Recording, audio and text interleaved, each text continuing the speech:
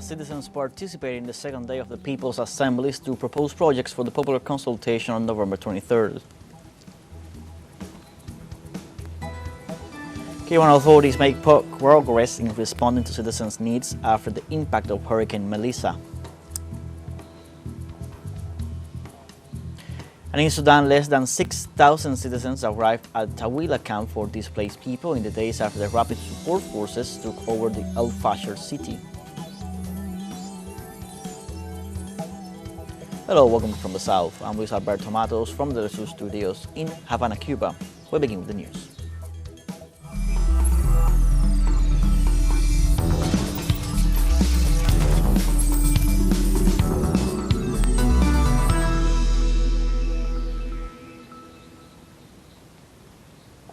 In Venezuela, citizens participated in the second day of the People's Assemblies to propose projects for the popular consultation on November 23rd. These actions, guided by organized popular power, strengthen popular organization through national popular consultations that have been taking place for over a year throughout the country. This is part of the deepening of participatory and protagonist democracy in response to the concrete action agenda and the map of dreams created by the country's communities, in order to prioritize their projects and submit them. From the early hours of the morning, citizens' assemblies in states such as Miranda, La Guaira, Cojedes, and Táchira agreed on the local needs with continuing to advance community development.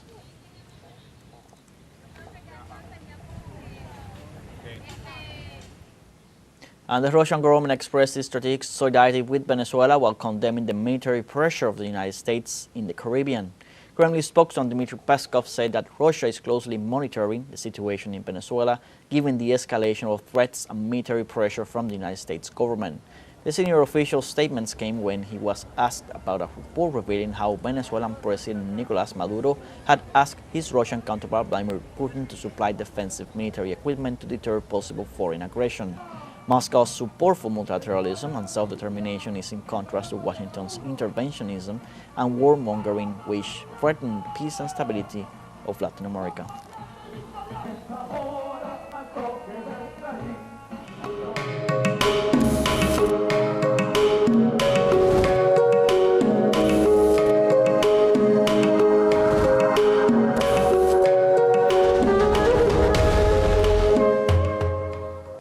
And in Venezuela on Sunday was the second day of the 16th Book Fair in Caracas, held under the slogan, Awaken Your Mind.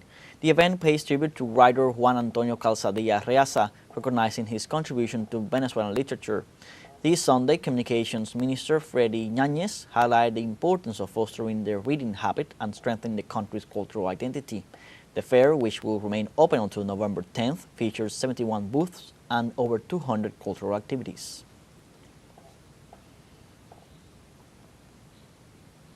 And speaking of cultural events, over 600 youngsters and adults took part in the traditional educational gathering of La Llora dance in the Bull Square, La Victoria New Circus in Aragua State.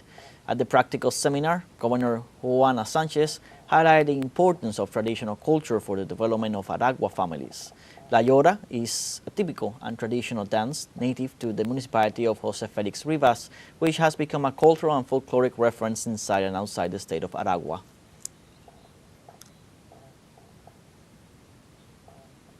And for its part, the Simón Bolívar Expo, From Child to Liberator, attracted over 1 million visitors. The exhibition is a revolutionary technological initiative dedicated to education, using digital tools such as artificial intelligence, virtual reality, and 4D experiences to tell the story of Simón Bolívar's life to the country's youngest citizens. The event, that has inspired children and young people with the ideals of the liberator Simón Bolívar, continues its journey throughout the national territory. On her social media, Vice President Delcy Rodriguez explained that the experience evokes the independence that the people of Venezuela bravely defend, guaranteeing a peaceful future for everyone.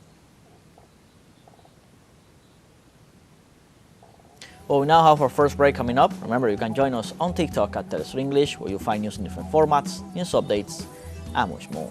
We're going to be right back. Stay with us.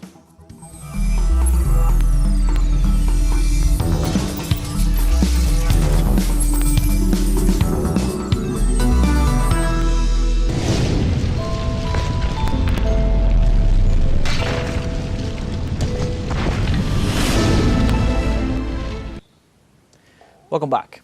In Cuba, authorities make progress in responding to citizens' needs after the impact of Hurricane Melissa. In Granma province, 135 people have been extracted from Guamo to Las Tunas as part of a province-wide evacuation. 9 workers, firefighters and transport workers arrived in the east of the country to perform critical maintenance and recovery work on electricity and water services after Hurricane Melissa passed through.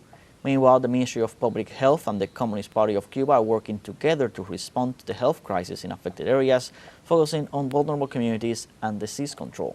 The priority is to assist people with chronic conditions, pregnant women, children, and the elderly, as well as to restore basic health services.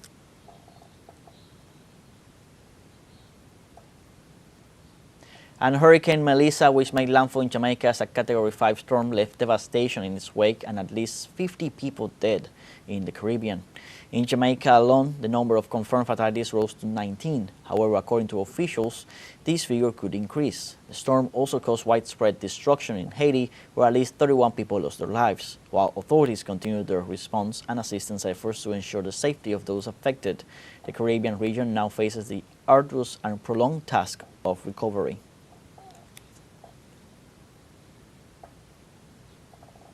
And following devastating Hurricane Melissa, El Salvador has offered support to Jamaica by sending medical and rescue teams and supplies to assist the victims. The plane carrying the aid departed from San Oscar Romero International Airport with emergency equipment needed to deal with landslides, floods, and rescue in confined spaces, as well as food and medical supplies. El Salvador Fire Department chief said the multidisciplinary contingent is made of over 300 people trained in emergency response.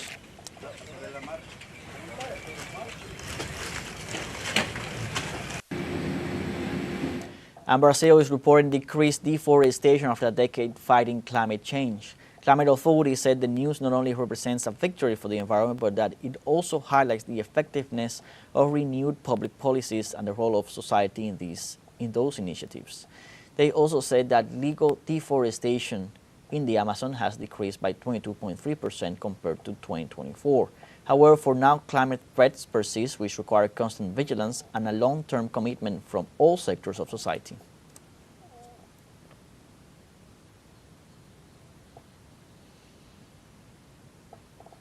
Meanwhile, in China, thick fog covered much of the north and east of the country, causing traffic disruptions and the temporary closure of several highways in at least 3 provinces.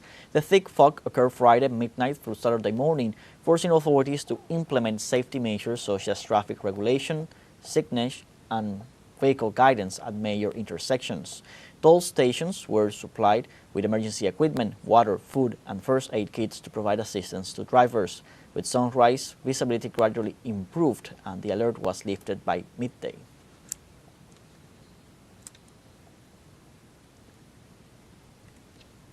In Afghanistan, at least 20 people were killed and 534 injured in a 6.3 magnitude earthquake that struck the northern part of the country on early hours of Monday.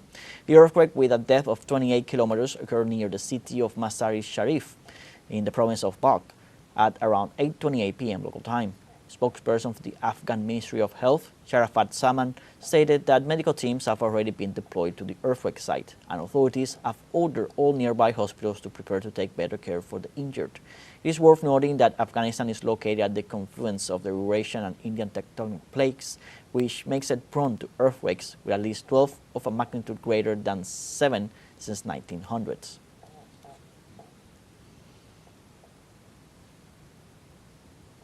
And in other news, the United States Treasury Secretary Scott Bessent acknowledged this Sunday that certain sectors of the U.S. economy could enter a recession. Bessent stated that the real estate market, in particular, whose contraction will always have a more severe impact on lower-income citizens. The official attributed the current problems to the central bank's monetary policies, stating that the Federal Reserve has caused many distribution problems with its policies, removing the Treasury Department from possible responsibility for the recession. Bessent noted that a reduction in the key rate by the Federal Reserve could ease the pressure on the real estate market. The question is whether this reduction would benefit regular people, property owners, or real estate businesses.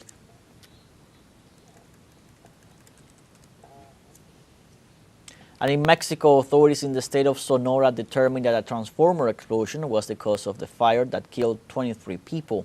The information was released by the Attorney General of Sonora, Gustavo Salas, who specified that the number of injured people rose to 15. He also stated that they are inspecting the entire facility as they have converters to transform solar energy into electricity. Previously, the governor of Sonora, Alfonso Durazo, reported that the explosion took place in a store in downtown Hermosillo and that, unfortunately, several of the victims were minors.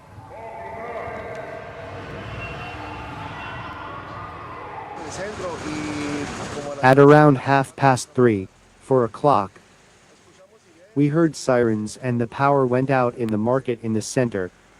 And a few minutes later we started to hear people telling us that there was a fire at Waldo's supermarket. At first they were talking about 3 dead. And then as the hours passed we found out that there were more and more people dead. We have our second break coming up. Before we invite you to visit our Facebook page at teleSUR English, there you'll be able to watch our top stories, special live coverage, and much more. Follow our page and activate the notification button to stay up to date on the world's most recent events. Final break, don't go away.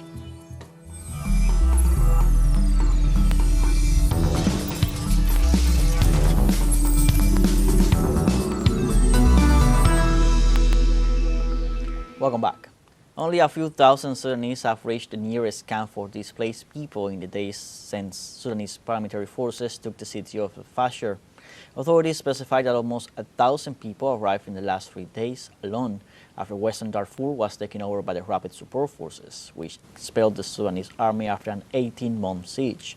Reports indicate that the RSF have unleashed extreme violence against civilians, with incidents of beatings, murders, and sexual assaults.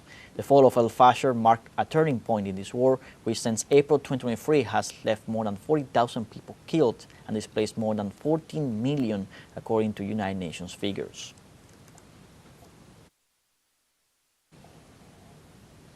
And at least 24 people died in India in a traffic accident near the village of Mirzaguda, Telangana, where dozens of people were also injured.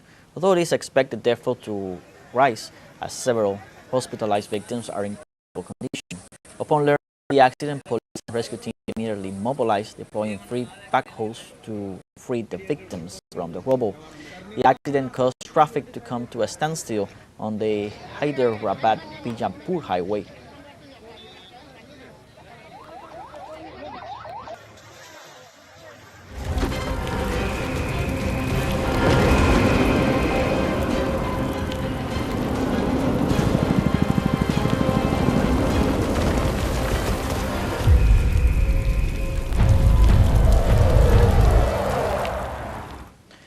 Palestinian authorities report that Israel is limiting humanitarian aid into Gaza, allowing access for only 145 trucks daily. The Gaza government media office reported that since the ceasefire began, 3,238 vehicles entered Gaza, including 639 carrying goods and 2,564 with humanitarian supplies. Only 115 trucks of fuel were allowed, just 10% of the 1,100 promised. Restrictions disrupt vital energy supplies essential for hospitals and basic services. Medical officials warn that limited medical supplies jeopardize tens of thousands of patients. The international community is urged to pressure Israeli Prime Minister Benjamin Netanyahu to fulfill aid commitments and reverse the humanitarian crisis. And humanitarian organizations have denounced the deteriorating conditions faced by Palestinian prisoners in Israeli custody. According to the Commission on Detainees and Ex-Detainees, the health of prisoners is deplorable and they are subjected to repeated beatings and repression. They point out that the prison administration frequently transfers them without prior notice, creating tensions within the wards. In this regard, humanitarian organizations demand an end to the abuses against Palestinians and that their social and legal rights be enforced in accordance with international law.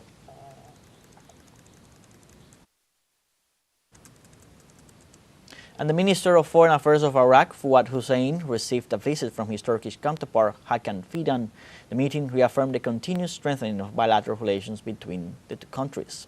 During a joint press conference, Hussein referenced the recent announcement by the Kurdistan Workers' Party to disband and renounce armed conflict for the sake of regional security. In this scenario, despite the announcement of disarmament, the Iraqi diplomat noted that the group's continued presence in the territory is a concern that must be addressed to achieve full stability. During the meeting, the diplomats from Iraq and Turkey emphasized the importance of their security cooperation for regional stability and prosperity.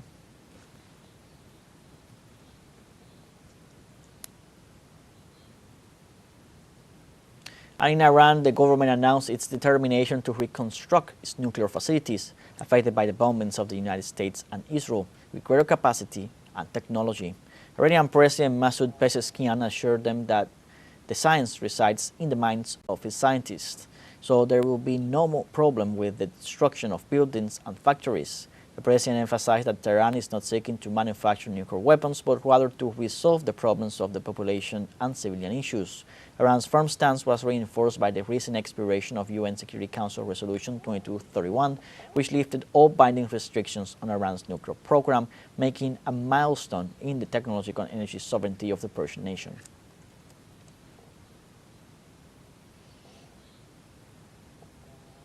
In other news, China and Russia reaffirmed their commitment to deepening their comprehensive strategic partnership after participating in the 29th session of the Regular Meetings Committee. Chinese Vice Premier He Lifeng and his Russian counterpart Dmitry Chernyshchenko confirmed the willingness of both governments to maintain and expand bilateral strategic coordination. Chernyshchenko emphasized that Russian-Chinese relations are currently at their best and praised the outstanding progress made in this regard. At the conclusion of the session, both countries expressed their rejection of the unilateralism and trade protectionism implemented by the United States, while ratifying their joint commitment to defending the multilateral trade system.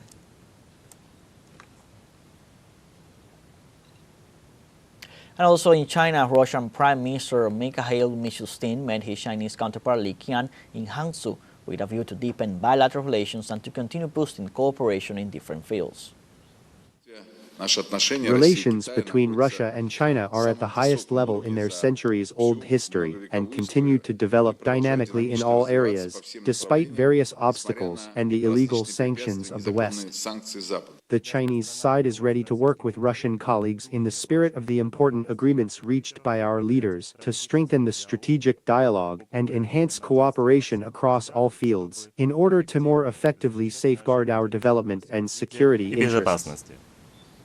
Meanwhile, the countries of the Organization of Petroleum Exporting Countries, known as OPEC, decided to increase their maximum oil production limit. The 8 OPEC participating countries decided to adjust production to 137,000 more barrels per day from the 1.65 million barrels per day announced in April 2023. This adjustment will be implemented in December 2025. OPEC countries will also hold monthly meetings to assess market conditions, compliance, and compensations, as well as establish production quotas as part of an agreement to stabilize the market. In turn, the members of the organization will meet on November 30th, 2025, to make adjustment to the compensation schedule for previous overproduction.